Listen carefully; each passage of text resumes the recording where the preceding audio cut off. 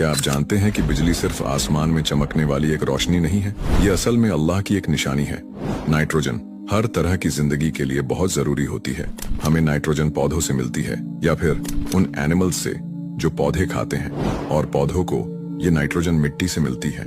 लेकिन जब हम एक ही जमीन पर बार बार खेती करते हैं तो सॉइल से नाइट्रोजन धीरे धीरे खत्म हो जाती है।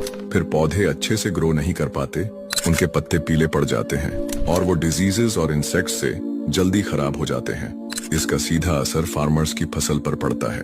इस प्रॉब्लम का सॉल्यूशन है सॉइल में फिर से नाइट्रोजन को वापस डालना। अब इंटरेस्टिंग बात यह है कि हमारी हवा में 78% नाइट्रोजन मौजूद होती है, लेकिन ये ऐसे फॉर्म में होती है जिसे प्लांट्स इस्तेमाल नहीं कर सकते, क्योंकि ये दो नाइट्रोजन एटम्स के बीच एक बहुत स्ट्रॉन्ग ट्रिपल बॉन्ड होता है। इस बॉन्ड को तोड़ने के लिए करीब 9.8 इलेक्ट्रॉन वोल्ट्स की एनर्जी चाहिए, जो कि बहुत ज्यादा होती है। नेचर में ये प्रोसेस दो तरीकों से होता है, उनमें से एक है लाइटनिंग। जब आसमान में बिजली गिरती है तो उसमें इतनी पावरफुल एनर्जी होती है कि वो नाइट्रोजन मॉलिक्यूल्स को तोड़ देती है। फिर ये नाइट्रोजन एटम्स ऑक्सीजन के साथ मिलकर नाइट्रोजन ऑक्साइड्स बनाते हैं। ये गैसेस बादलों में पानी की बूंदों के साथ मिलती है और फिर बारिश के जरिए जमीन तक आती है। इस तरह अल्लाह की एक कुदरती प्रोसेस से जमीन को दोबारा जिंदा कर दिया जाता है।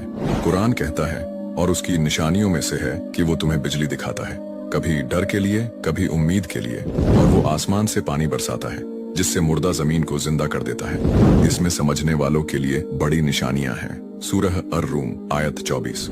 हर निशानी एक सबक देती है कि ये कायनात यूं ही नहीं बनी। हर बूंद, हर बादल, हर बिजली अपने रब की पहचान करवाती है।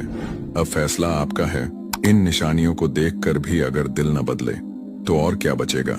ऐसे ही दिलचस्प इस्लामिक कंटेंट के लिए चैनल को सब्सक्राइब कर लें।